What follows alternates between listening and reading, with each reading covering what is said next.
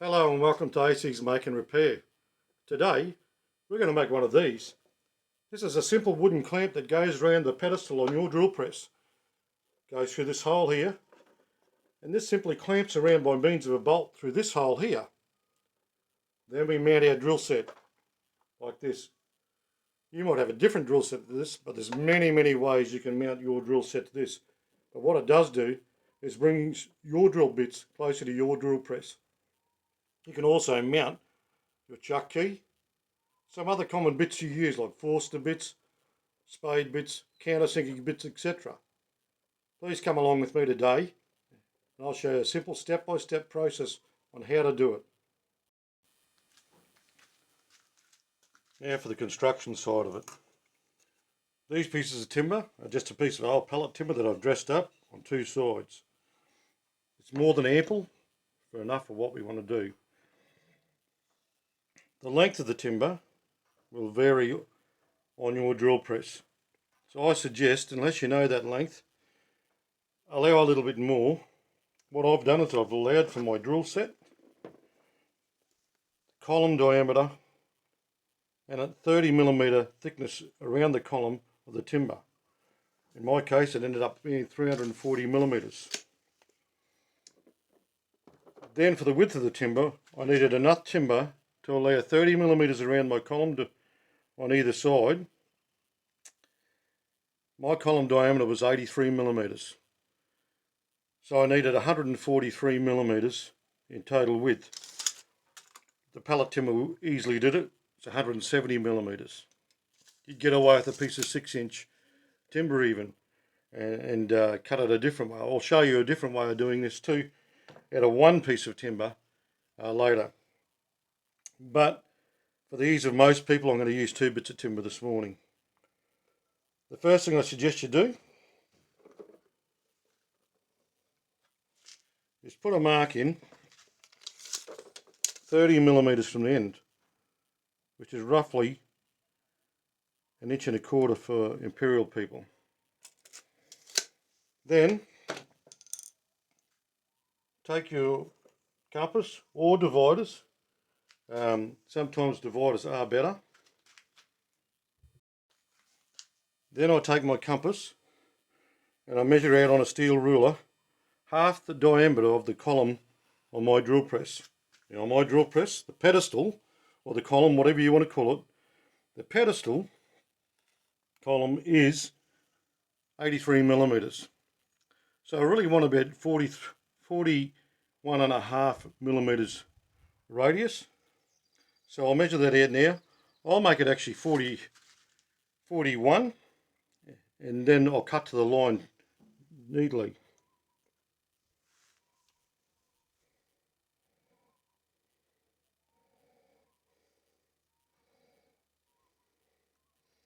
There we go, that's adjusted up quite good. 41.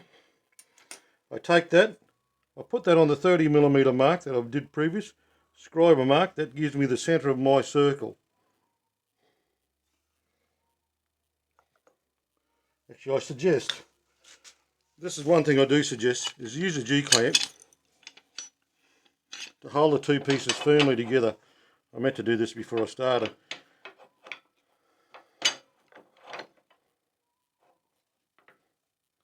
That way we don't get any movement while we're doing the marks. Okay, push a hole. Okay, that is my inside column diameter. Hope you can see that clear enough. What I have to do now is add 30mm to that. So I know this point here is 30mm bigger.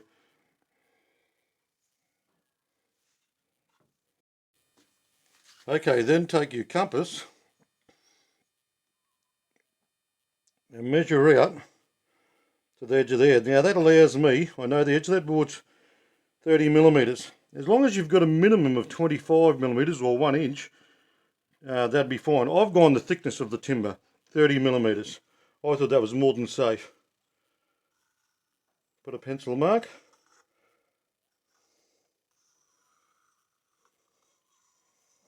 Now I don't go all the way around with this one, because at this end we'll have a board coming out this way. Right, so that's our two in the inner and outer circles done.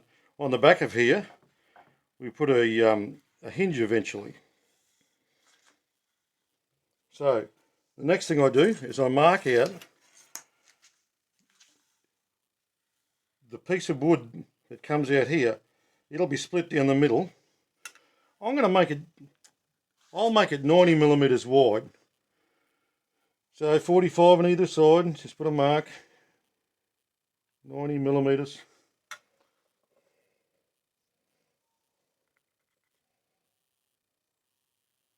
And that gives us ample of space to clamp our drill set to. Basically what we're making up here is a wooden clamp to the pedestal column of our pedestal drill. Alright, now I take some radiuses and I mark just a small radius on either side. You could use anything. You could use the bottom of a jam tin. In these cases I've got a little set of some radius gauges, diameter gauges, that I got somewhere, I don't know where, but they're quite handy for doing this sort of thing. So we put that on there, and what we do is we tangent the outer circle here to the line down there. It's just a curve, just like that. And that makes it easier for when we're cutting it out with the bandsaw or jigsaw or whatever we're going to use. Do the same at the top. Tangent it again. Like that. Gives a nice neat finish too. The next thing we'll be doing is cutting it. I'll be cutting it on a bandsaw today. If you haven't got a bandsaw, I suggest you use a jigsaw. If you are going to use a jigsaw,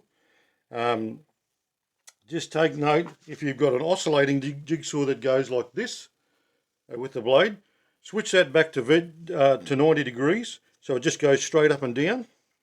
Because if you use your oscillation mode while you do this internal circumference, because you want the square size nice and square, the oscillation mode scallops out the bottom, so the diameter will end up bigger than that there, and you don't want that. You don't need that at all. You need the sides to be dead parallel to the drill pedestal and column.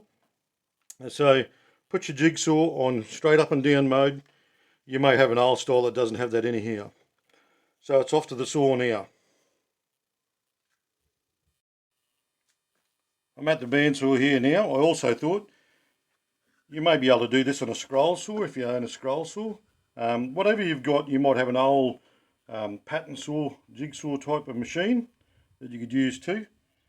I find the bandsaw works fine. So we'll cut it out on that now.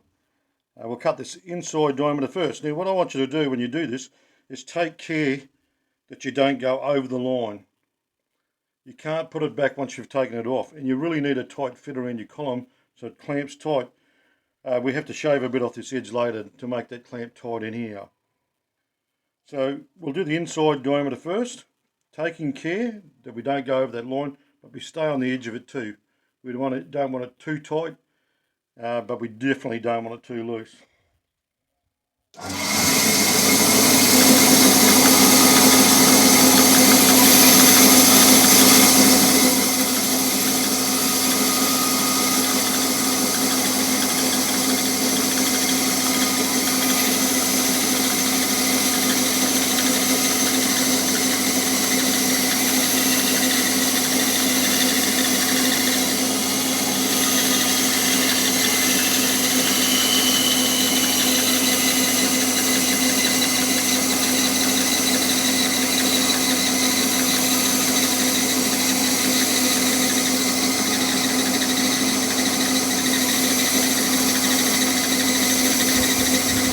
Riding right on the edge of that line.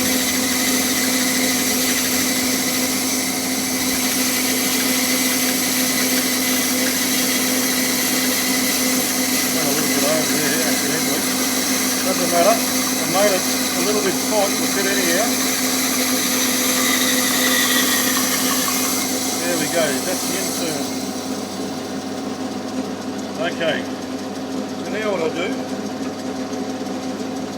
take this, I start it.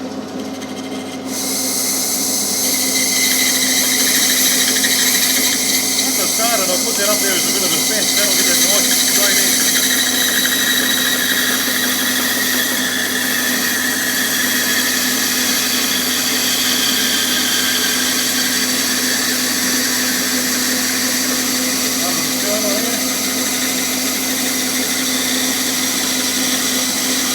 Outside's not as crucial as inside.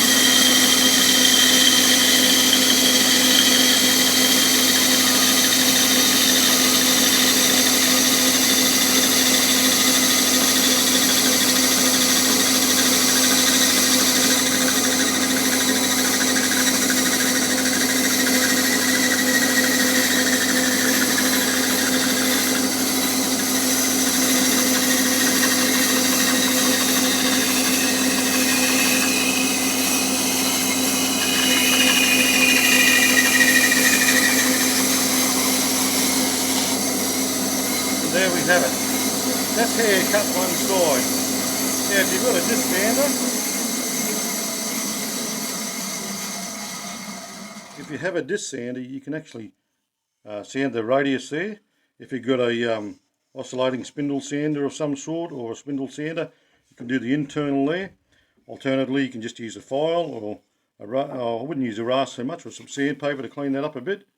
It's not crucial. It is a tool. It's for holding a set of drills. It's not something that have to be 100% precision, although the centre hole has to be tight. I'll go ahead and cut the other half now, and then I'll show you the two together.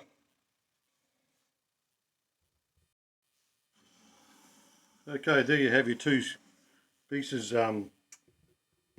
put together. Gives you an idea. You can actually get them quite neat if you do it. Take your time and do it, and get them quite neat. If it doesn't quite match up and so forth, clean it up a little bit if you can. Test run it, fit it on your column. Like I said, if it's too big, we can take a little bit ahead of here, which we will. Probably take a little bit out of here and a little shape out of here. I'll give you an example there. I'll just zoom in a bit. And what we'll probably end up doing is taking a slight wedge out of there. Just a slight wedge. That way, when we cut this side, which we'll probably cut, say, 1/8 of an inch out on this side, I'd say, roughly, that just allows a little bit more clamping. It may leave a little bit of a gap, but that's not crucial. So, like I said, leave the back edges touching, but cut a little wedge in here, maybe, to suit. And we'll cut this side out. You can plane that back, or you can cut it on your saw bench, or you can cut it on your bandsaw, just a little bit off either side. It doesn't have to be a lot, and you can adjust that even more if it's still loose on your column, so it pulls tighter. But if you've done that good, it should be right. Okay, so now what we're up to now is we will drill a hole through here and put a bolt with a wing nut on it. I'm using a 1/4 inch bolt, a cup head bolt with a wing nut and a washer to go through about there. So just a bolt through about here somewhere, and then our drill set will go on here, and we'll explain how to mount that in a minute. There we go. It's a nice tight fit. I just push that on and it actually stays tight on the drill pedestal on its own. Now it's like that on both sides. It's a nice tight fit. I did do that slide up the middle to give us a bit more clamping tension when we put it on. Next process is to put the bolt in and to do the hinge at the back. Okay, I've clamped it back together. Now I made a simple hinge out of an old 4-inch butt hinge. I cut it down. I drilled 2 new holes. And then what I did, I'll zoom in and I'll show you what I've done down here. I've actually sanded 2 little flats on there, just so the butt hinge sits on there nice and neat. And then I'll put a couple of 1-inch screws through there, because that's 30mm roughly. 1 inch won't go through. I will pre-drill so it doesn't split, because this is sort of end grain, so you've got to be careful there it doesn't split. Alternately, you could probably use a bit of strapping around the end like that, just thinner than this, even a bit of hoop iron or something. Or build a strap around the end and screw it in further out or on the sides and wrap it around your pedestal and then use that as a hinge point, because it doesn't really need to be a hinge. I just had some old 4-inch butt hinges, so I cut one to suit. But you could use a bit of tin strapping around there. So we'll just go ahead right now, and I'll just go on off camera and I'll just screw those in, that hinge in like that, and that will bring it up nice and neat. And I'll show you when I've done that and when I've done the hole too. Okay, we're going to now drill, fit this to the drill, to the pedestal. It's as simple as just passing it around the pedestal. And once we get it around, we put the bolt in. There we go with the bolt. Put the washer on.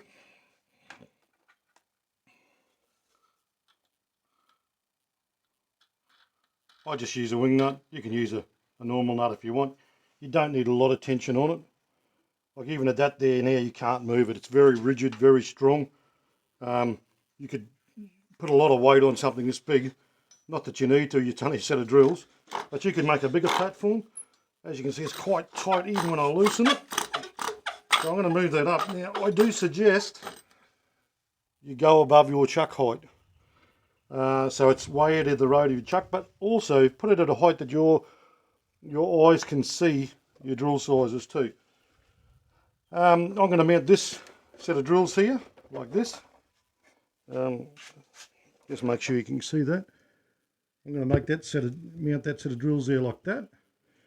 So what I'm going to do is I'll take a bit of pine, like this, screw that to the back of this here, and then I'll mount it through that screw hole there. You can alternately drill 2 little holes there. You might have a different stand altogether that you want to mount, and you'll have to figure that out. What I was saying before about make sure you've got enough clearance between the size of your drill press. So when you make this, you can make it a little bit longer just to be on the safe side, then cut the excess off. Now, just so you know you've got enough room. Or alternatively, you might have 2 sets of drills you want to put up there, or some other Forstner bits, or a countersinking bit. You might want to put your chuck key there, drill a little hole, put your chuck key in it. There's a lot of things you could use this for, not just on a drill press either. You could use it on other machines too, with a round column. I've no doubt you could probably adapt one up.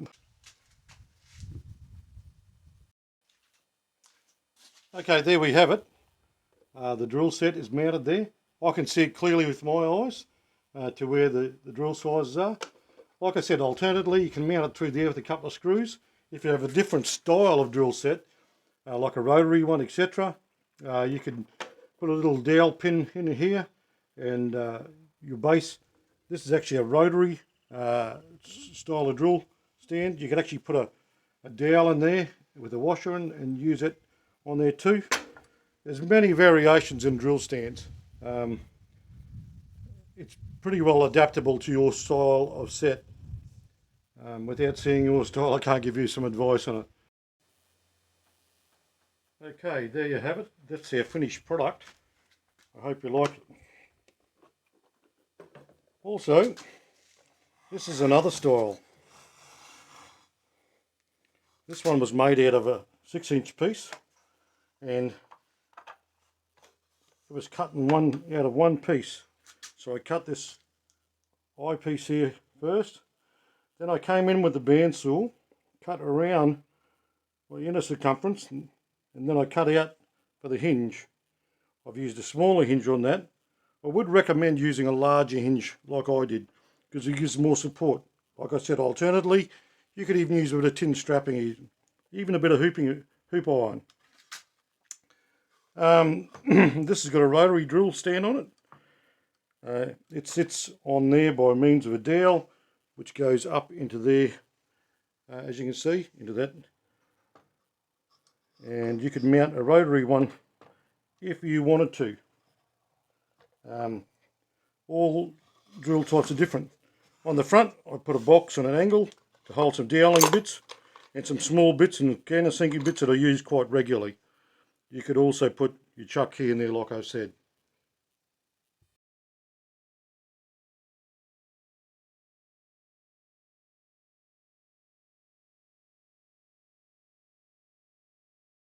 Okay, this is the rotary style drill base I was telling you about. It sits on top of the stand like that. And that's just clamped with a simple bit of flat bar with a bolt there. By means of a pin, it rotates. Here's a drawing.